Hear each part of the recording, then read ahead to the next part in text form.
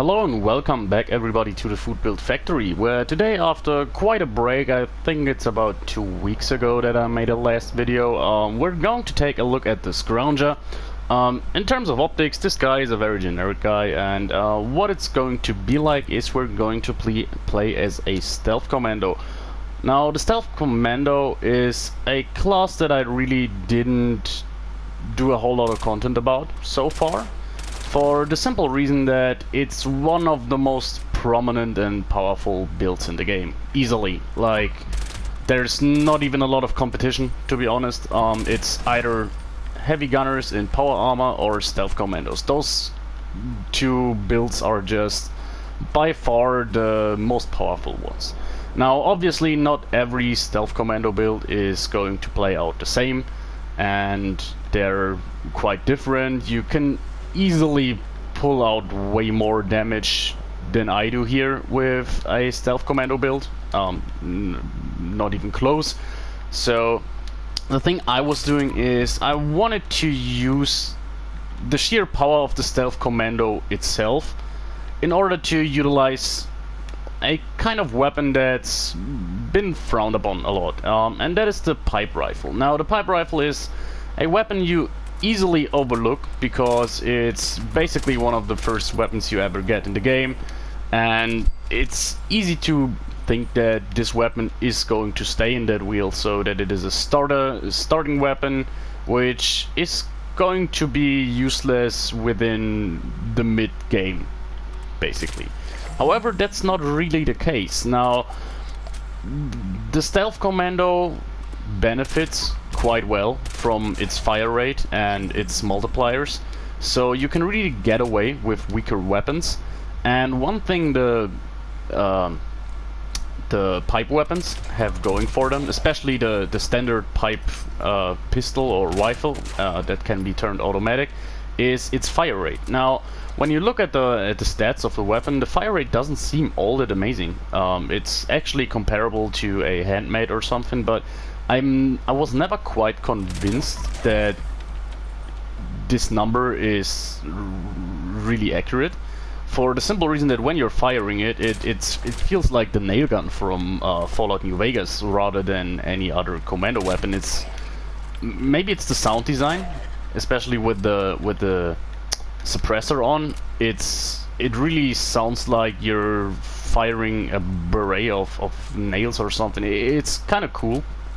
It's this whistling noise rather than the shooting noise. And another thing is that, well, if you're using those weapons as a rifleman weapon, you easily want to turn your weapon to a 45 weapon using the 45 caliber, which is still one of the more common ammo classes and deals a bit more damage. However, you don't have this option if you're going for a commando build. You are stuck with the 38 caliber, which in all honesty isn't a bad thing because we're not lacking damage. Maybe if we're going against things like Scorch Piece or something, a bit more damage could be nice. By the way, my wets doesn't behave all that well. I'm just spamming the wets button, but for some reason it just, yeah, I mean, it's an assault run, so it wasn't stealth, but there was moments here when it didn't work either way. Well, anyways. Now, going on back to the build, you really see how you have a good DPS. The main thing that keeps the weapon back isn't its low base damage, but rather its low ammo capacity. So unless you have a quad version that skyrockets your DPS, I do have a quad explosive version on me, but I felt like that one would be too specific. Like, having the explosive effect would make it completely different. I do have the explosive perk on, so we could make good use out of it, but I wanted to use this here anti-armor faster fire rate version. Now, that's something I just talked about, the fire rate of the weapon, and obviously with faster fire rate we do see another difference here. Alright, this is one of these days. Let's throw a grenade, maybe. Nah. Deathclaw decides not to show up here. Well, Back to the topic. Yeah, we're having a very high fire rate, and we're burning through our 12 shots a magazine very fast. But that's not really a problem since we're reloading quite fast. And another thing that's really good about this weapon, and to be honest about the Commando class in general, is its low AP cost. So using automatic rifles in VETs is very beneficial. There are some exceptions, for example the 10mm submachine gun. That thing really chews through your AP for some reason, but well, that's about it. Most other automatic rifles are very efficient when it comes to our AP. Now, as you can see here, we killed 3 enemies and barely lost any AP, and what that means is that pretty much always when you're getting swarmed or dealing with multiple enemies, you can easily make use out of Grim Reaper Sprint, because basically what you have is you have like 5 or 6 kills which you can do with one single round of VETs, and so you have 5 to 6 chances to proc the effect of Grim Reaper Sprint to refill your action points. And as you can see here with our build, our action points come back very fast too.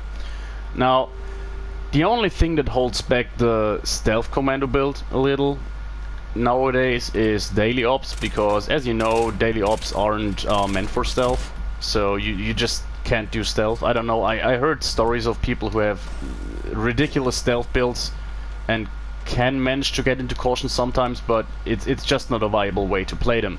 However, first and foremost, Bethesda already told that in the next, I don't know how to call the next line of daily ops maybe, they trying to do something else. So piercing gaze, the effect that makes you lose stealth easily with in daily ops today, is just the current state of daily ops. They will do other things maybe that make stealth viable and maybe make power armor a bad decision or something, but we're going to see. And after all, swapping some perks in and out, you shouldn't have a problem even with a stealth commando build to adapt to daily ops. After all, that's what they are about in my opinion. Now, back to the topic.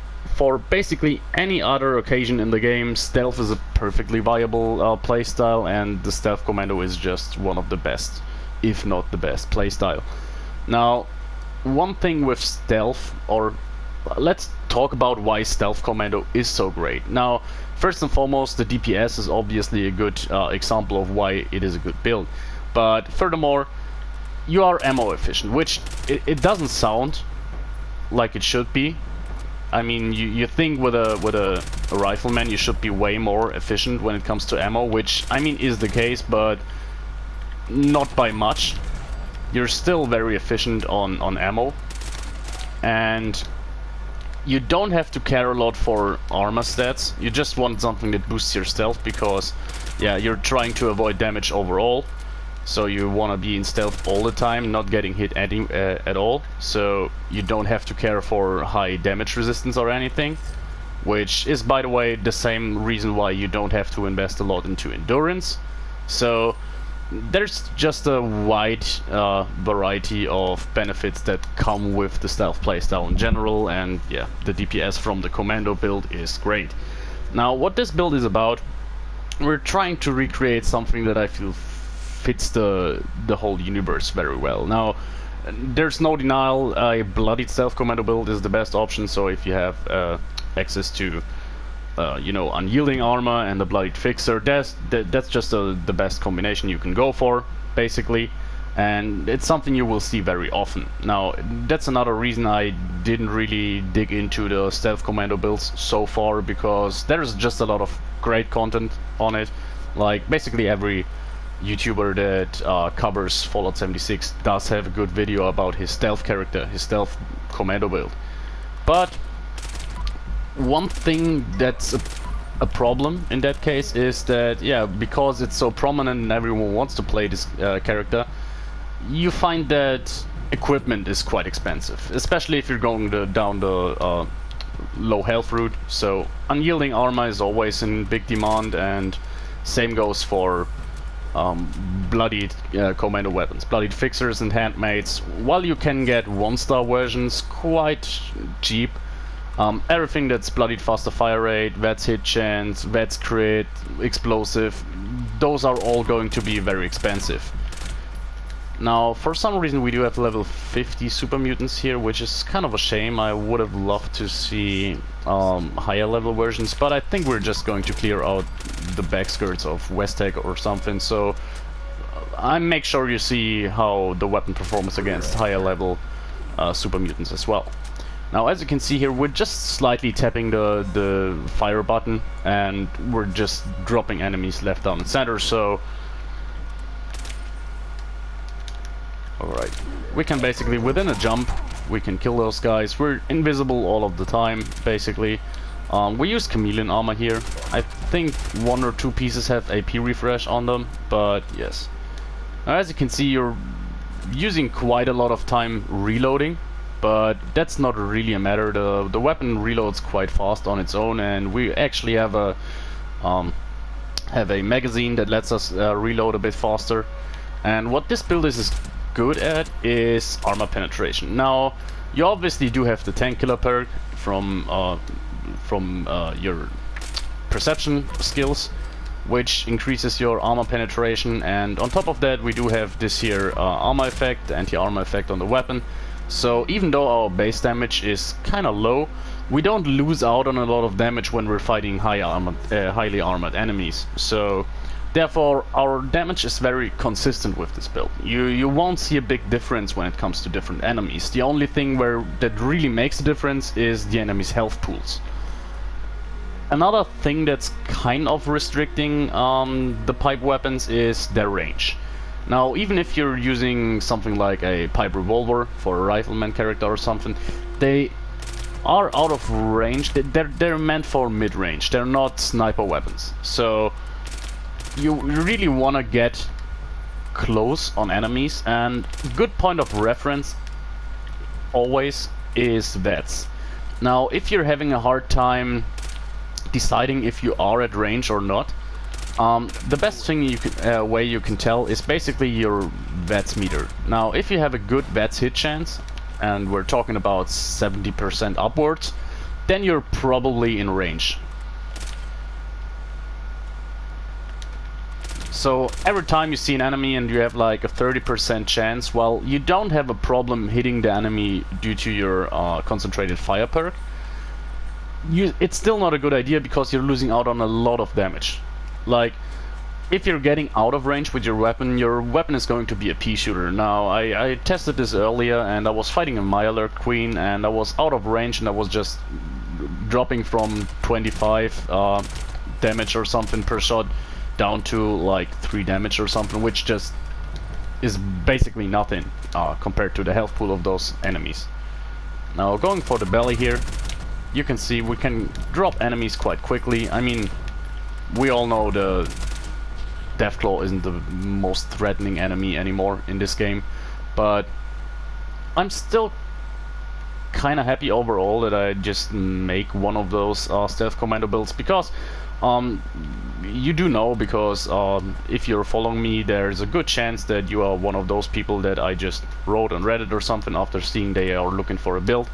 And yeah, most people, when they decide to play Fallout 76, they just look up what's good, and yeah, basically everyone is going to either go for heavy gunner in power armor or stealth commander, as I said earlier.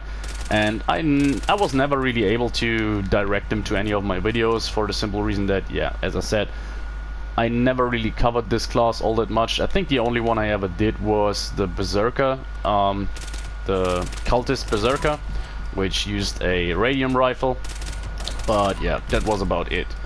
Now, I do have and yeah, the Berserker's character is something I don't really recommend for anyone other than for role-playing reasons or something. So this time around I wanted to do something more generic, and I hope it's not all that boring, but it should be an easy video for getting back into the game. I obviously took a break here for Christmas, And another thing I was really invested into the last few days was Cyberpunk, but yeah, I don't really want to open that discussion. I mean, I had quite some fun with the game, but yeah, it's kind of obvious how big the problems are.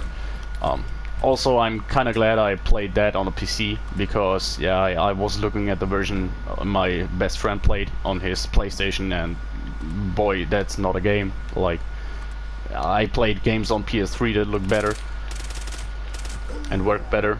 But yes, back to Fallout 76. Here we can see the character. Now, as we are playing quite fast, I was kind of comfortable to just do this here section 2, clearing out every super mutant around Westec. But after that, we're going to be taking a look at the perks, the perk loadout, the equipment, the mutations, and everything. Now, I talked a little bit about the equipment already, as always, basically. But yeah, we're getting into details now. So as you can see here, the build is very good. I'm more than comfortable to take down a Scorch Beast. The only thing that kind of holds you back with Scorch Beast is you really have to time your shots. Basically, when the Scorch Beast flies over your head, you want to unload a whole clip, and if you are in range, 3 clips in from caution are enough to take down a Scorch Beast. The problem is that it's out of range for a lot of the time, but that's basically it. So, taking a look at our character here, I do kind of like the look. It's a bit mixed match and all over the place, but it kind of serves the whole purpose of the build. What I also do like about the character, I always like these headlamps that are a bit different from your generic Pip-Boy light. And yeah, you're basically this Vault Dweller here. A very generic Vault Dweller that scrounges the wasteland and does very well on his own. Now, getting into the more interesting stuff here, first and foremost, our effects. So we're talking about our mutations here. We do have Bird Bones, Chameleon, Eagle Eyes, Herbivore, Marsupial, Speed Demon, and Unstable Isotope. Now, first things first, Chameleon and Unstable Isotope are completely unnecessary for our build, but they don't have downsides, so I didn't really bother to remove them. What you want to have here is Bird Bones, Eagle Eyes, Herbivore, Marsupial, and Speed Demon. Marsupial and Speed Demon, the very generic mutations I would recommend on basically every build. More maneuverability with relatively low debuffs, so that's that. Also, the faster reload is a very nice thing, especially since we're reloading so often. But the more interesting things here, for a stealth character, you pretty much always want to have Bird Bones, because yeah, extra agility means extra stealth ability. Then, and on top of that, we're using bats a lot, so yeah, more action points. It's very simple.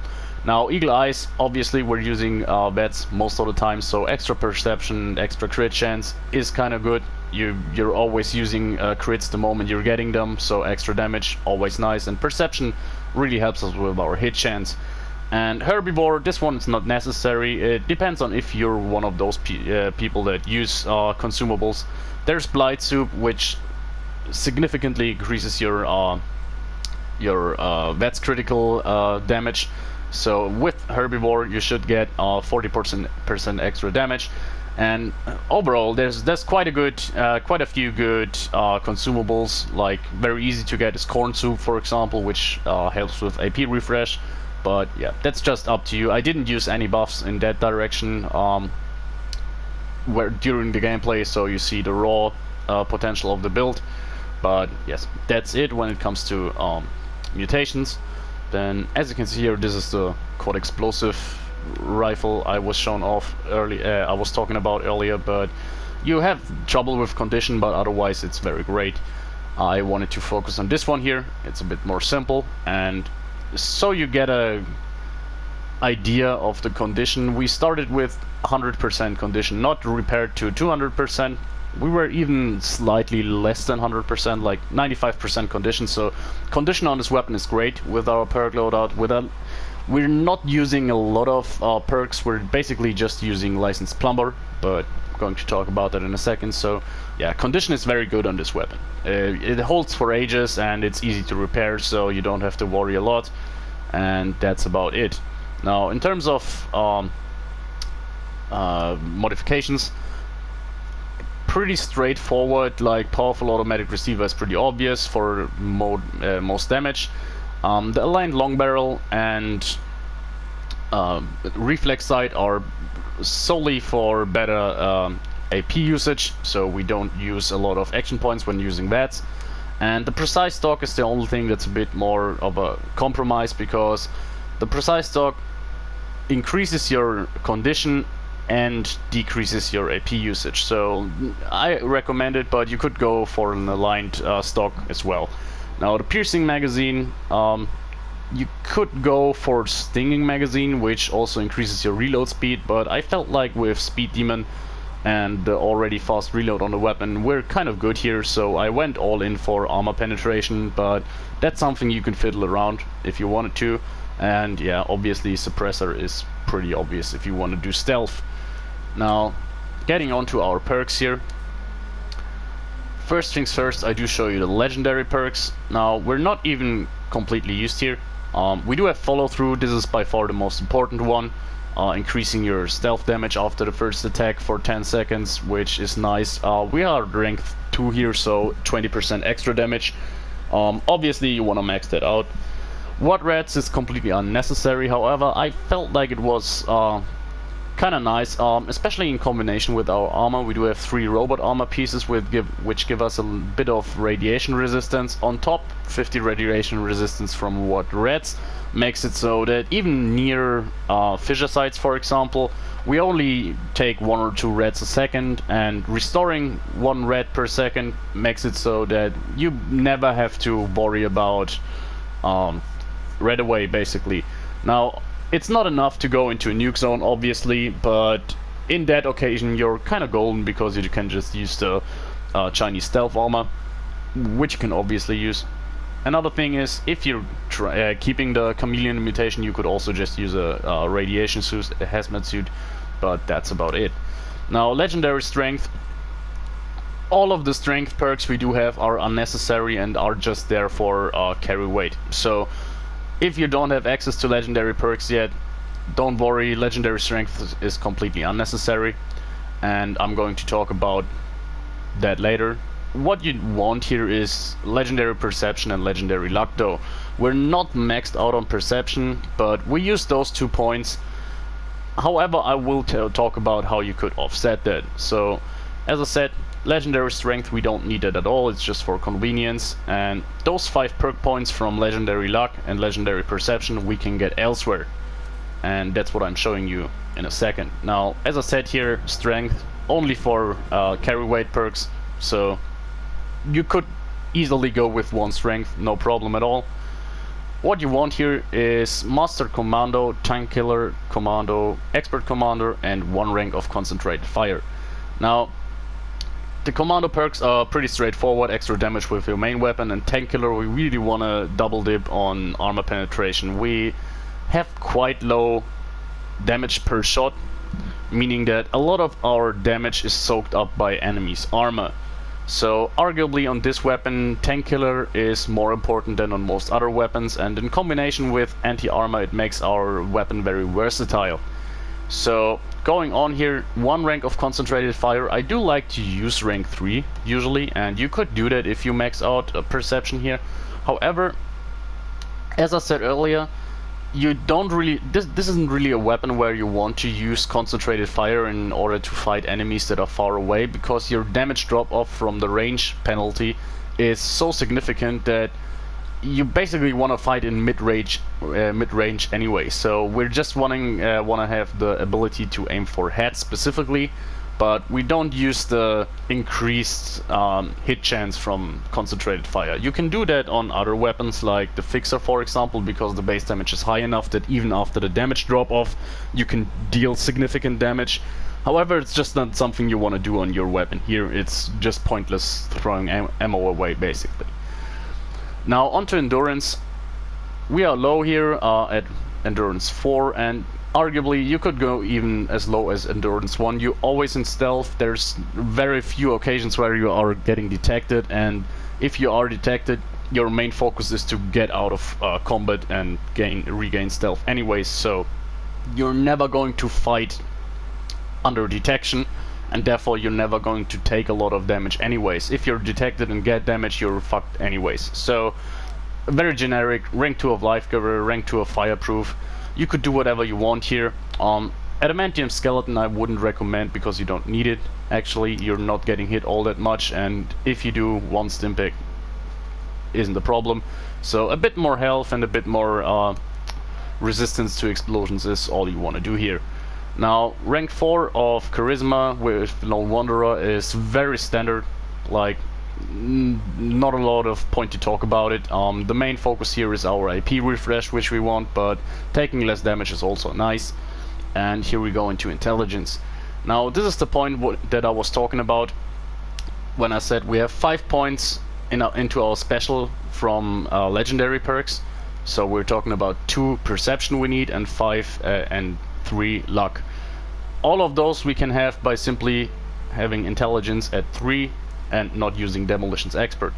Demolition's Expert we don't really use in our build. The only thing we can do is I carry some plasma grenades around, which are kind of powerful, and yeah, they can supplement your build quite well if you're going for tankier armored, tankier enemies, like I said earlier, Mylar Queens or Sheep Squatches, for example.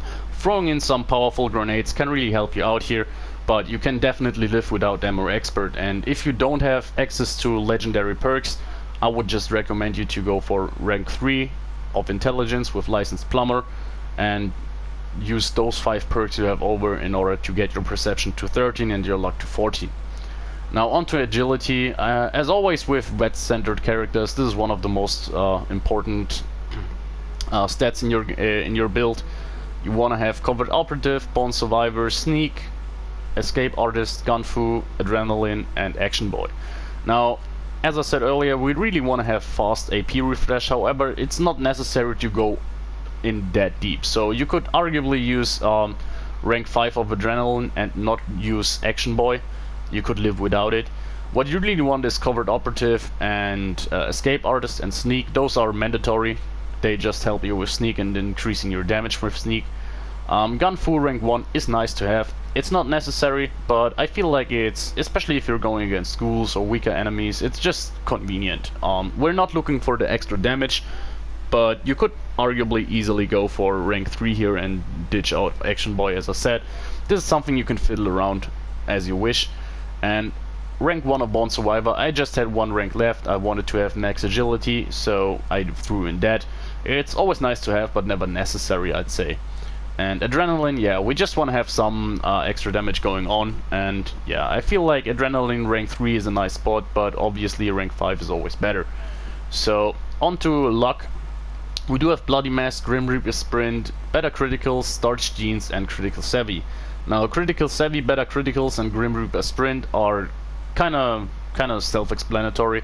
We want to use vets all of the time, so Better Criticals and Critical Savvy makes it so we can dish out a lot of criticals with a lot of damage. And Grim Reaper Sprint, as I said during the video, since we're using so little AP, we have a good chance to proc it before we run out of AP, which is always nice. Grim Reaper Sprint, for example, if you're having a weapon like, let's say you're using a flamer or something in vets, you're having basically one chance when killing an enemy that maybe your AP gets restored, which is just something you can't really rely on. However, if you're having a weapon that's so efficient that you can kill multiple enemies within a single round of bats, you can pretty much count on Grim Reaper Sprint to activate sooner rather than later.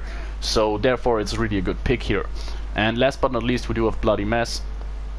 It's a controversy. Pretty much everyone says it's not worth it anymore because it just gives you a few damage points, but I still think, especially with such a low damage weapon, it's kind of worth it. You can use something else. You could go for rank 3 of Four-Leaf Clover, for example, even further improving that crit chance. And another thing that would be nice would be Quick Hands. You're reloading constantly, so that could be a good idea. Luck of the Draw not really necessary here. What you could do is you could go for no, I forgot it. Where is it? Class Freak rank 3, so you have a little bit more intelligence, but not necessary here. I felt like this was a good combination. And well, oh, look at that, there's sunset, no, sunrise, sorry.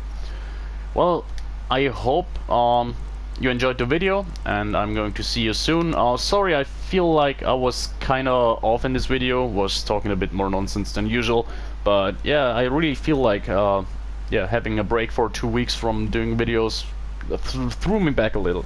But actually not the last video for today. I'm pretty sure I'm going to do another video. I have some builds going. I really needed some creational break, and also I used the break to gain some level ups, which was kind of overdue. But anyways, expect to see another video today, and I hope you enjoyed it. It's pretty straightforward, but here you go. Pretty generic stealth commando build. I hope you enjoyed it. See you guys. Bye.